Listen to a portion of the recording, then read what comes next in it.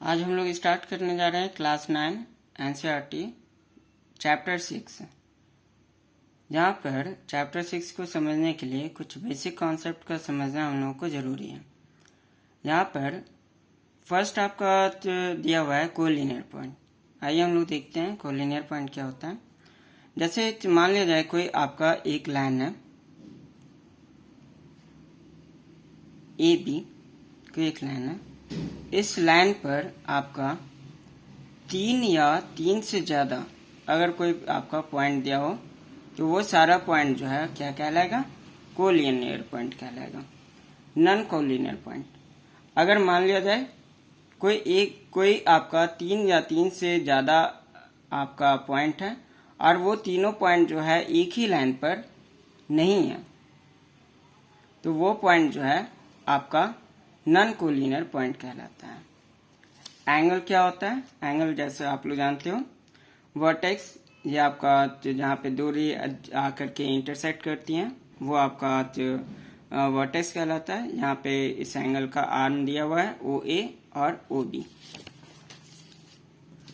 आगे देखते हैं यहाँ पे राइट एंगल, वैसा एंगल जहाँ पर आपका 90 डिग्री के इक्वल हो। एक्यूट एंगल वो एंगल होते हैं जो कि आपका 0 डिग्री और 90 डिग्री के बीच में होते हैं। और ऑब्ट्यूस एंगल वैसे एंगल जो आपका 90 डिग्री से बड़े होते हैं और 180 डिग्री से छोटे होते हैं, तो वो आपका ऑब्ट्यूस एंगल कहलाता है। स्ट्रेट एंगल वैसा एंगल जो आपका 180 डिग्री के इक्वल हो, यानी वो आपका एक स्ट्रेट लाइन फॉर्म करता है, वो आपका स्ट्रेट एंगल होता है। रिफ्लेक्स एंगल वैसे एंगल जो आपका 180 डिग्री से ग्रेटर होते हैं परंतु आपका 360 डिग्री से छोटे होते हैं, तो वो आपका रिफ्लेक्स एंगल कहलाता है। यहाँ आगे हम लोग देखते हैं कंप्लीट एंगल क्या होता है।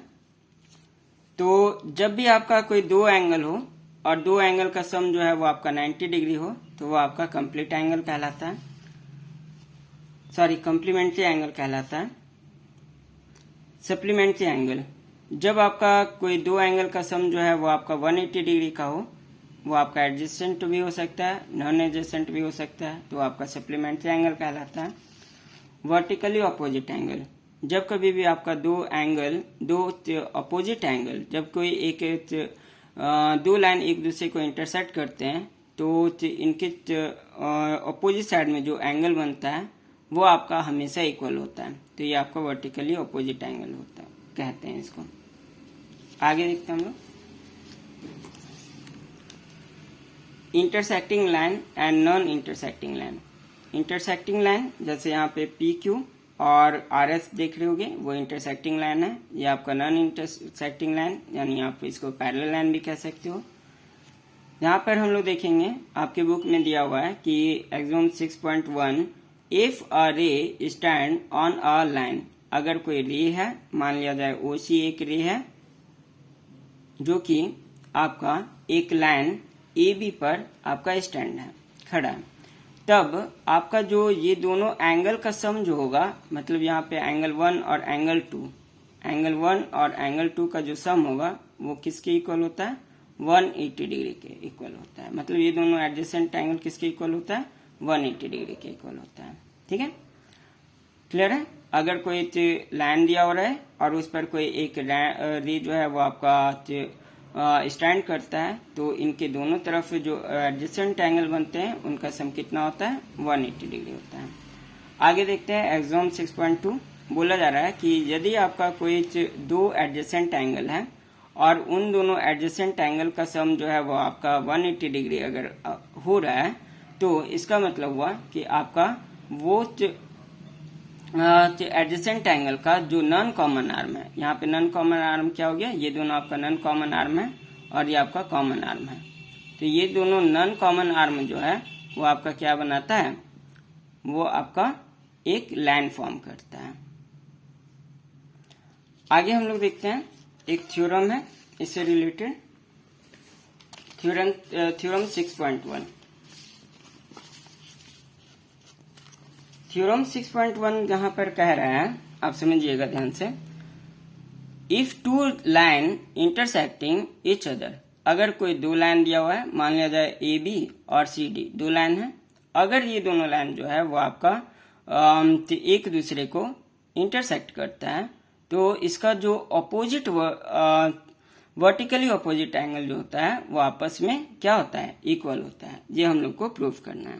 यहाँ पर आप देख सकते हो कि ए बी और सी डी दो आपका लाइन है जो कि आपका ओ पॉइंट पे एक दूसरे को इंटरसेक्ट कर रहा है। तो यहाँ पर आपका एंगल 1 जो है एंगल 2 के और एंगल 3 जो है एंगल 4 के इक्वल होगा।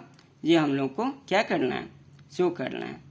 ठीक है, तो इसको शो करने के लिए हम लोग क्या करते हैं, पहले हम लोग को लिखना होगा गिवन क्या दिया हुआ है। मान लेते हैं कि ए बी जो है और सी डी जो है तो वो दोनों आपका दो लाइन है जो कि आपका पॉइंट ओ पर क्या कर रहा है, इंटरसेक्ट कर रहा है। तो हम लोगों को प्रूफ करना है A O D equals to C O B और A O C equals to B O D. ये हम लोग को क्या करना है, प्रूफ करना है।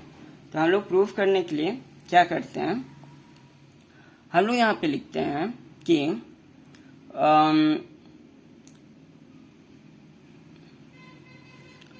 Late A B is a line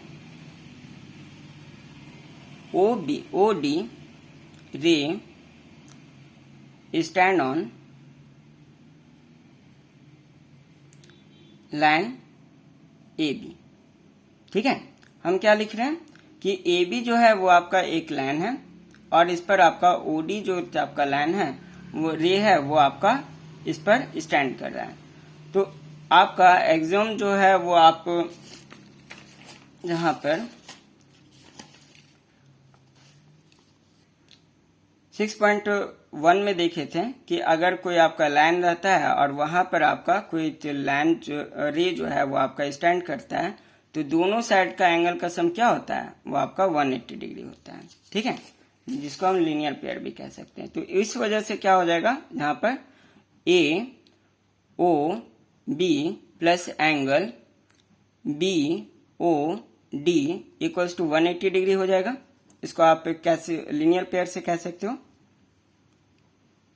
ठीक है, इसको हम लोग इक्वेशन 1 मान लेते हैं। ठीक है, फिर यहाँ पे अगेन हम लोग देखते हैं कि आपका इस बार मान लेते हैं कि DC जो है वो आपका एक लाइन है और उस पे आपका BO जो है वो आपका इस लाइन पर स्टैंड कर रहा है। ठीक है, लिखते हैं कि CD is a line and OB ray stand on line CB। ठीक, तो इस वजह से जहां पर आप देख रहे होगे कि एंगल DOB और एंगल आपका COB क्या बनाएगा, आपका लीनियर पेयर बनाएगा। मतलब ये आपका क्या हो जा रहा है, एक लाइन फॉर्म हो रहा है यहाँ पर COD और COB और आपका BOD, ये दोनों एंगल मिलकर के क्या बना रहा है, एक लाइन फॉर्म कर रहा है। तो हम लोग यहाँ पे लिख सकते हैं angle COB plus angle DOB equals to 180 degree. फिर से ये आपका लीनियर पेयर से आपका ये 180 डिग्री के इक्वल होगा। अब यहाँ पे इसको हम इक्वेशन 2 मान लेते हैं। फ्रॉम 1 एंड 2, जब आपका ये दिए गए इक्वेशन का RHS इक्वल है तो आपका LHS क्या होगा, आपस में इक्वल होगा। तो हम लोग इन दोनों को इक्वेट कर सकते हैं कि angle AOB plus angle BOD equals to angle COB plus angle DOB।